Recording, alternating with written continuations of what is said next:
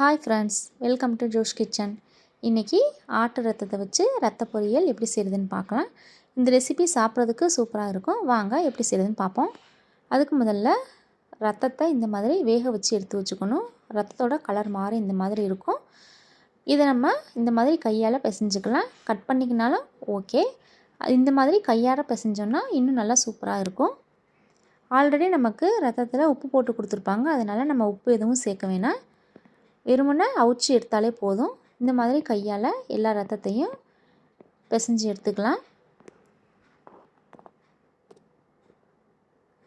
பாருங்கள், நம்ம எல்லாத்தையும் பிசைஞ்சு எடுத்தாச்சு. இப்போது இதை சமைக்க ஆரம்பிச்சிடலாம். பாத்திரத்தில் கொஞ்சமாக எண்ணெய் சேர்த்துட்டு சோம்பு பொரிய விடலாம். இது கூடவே ஸ்பைசஸ்லாம் ஆட் பண்ணிடலாம்.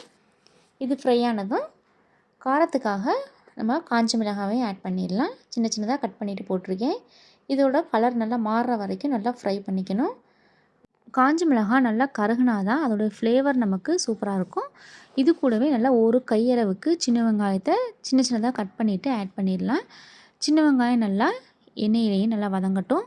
இது கூடவே நம்ம கொஞ்சமாக கருவேப்பிலையும் சேர்த்துடலாம்.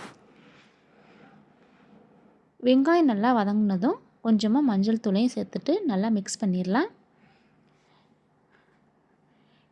இது கூடவே காரத்துக்காக கொஞ்சமாக மிளகாய்த்தூளையும் சேர்த்துடலாம்.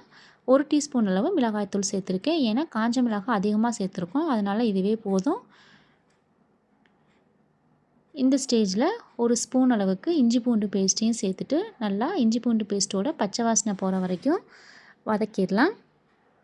இது எல்லாம் சேர்ந்து நல்லா வதங்கினதும் நம்ம ரெடி பண்ணி வச்சுருக்க ரத்தத்தையும் இதிலையே சேர்த்துடலாம். பாருங்கள், இது எல்லாத்தையும் நல்லா சேர்த்தாச்சு. அடுப்பை மீடியம் ஃப்ளேம்லேயே வச்சுட்டு இதை நல்லா மிக்ஸ் பண்ணிடலாம். நம்ம மிக்ஸ் பண்ண ரத்தத்துலேருந்து தண்ணி வரும். அது எல்லாமே நல்லா வத்துற அளவுக்கு நம்ம சுருள இதை கிண்டணும். அதனால் அடுப்பை மீடியம் ஃப்ளேம்லேயே வச்சுட்டு நல்லா நம்ம மிக்ஸ் பண்ணி எடுத்துடலாம். பாருங்கள், நமக்கு ரத்தம் நல்லா கலர் சேஞ்ச் ஆகி மசாலாவோடு சேர்ந்து மிக்ஸ் ஆகி வந்துருச்சு. தண்ணி எல்லாமே நல்லா சுருள வத்திடுச்சு. அவ்வளோதான். இந்த மாதிரி நீங்களும் வீட்டில் ட்ரை பண்ணி பாருங்கள் ஃப்ரெண்ட்ஸ். டேஸ்ட்டு பார்த்துட்டு உப்பு இல்லைன்னா மட்டும் உப்பு சேர்த்துக்கோங்க. ஏன்னா ஆல்ரெடி நமக்கு உப்பு இருக்கும். எனக்கு உப்பு பத்தலை, அதனால் நான் கொஞ்சமாக உப்பு சேர்த்துருக்கேன். இந்த மெத்தடில் நீங்கள் செஞ்சு சாப்பிட்டிங்கன்னா ரொம்ப டேஸ்டியாக இருக்கும்.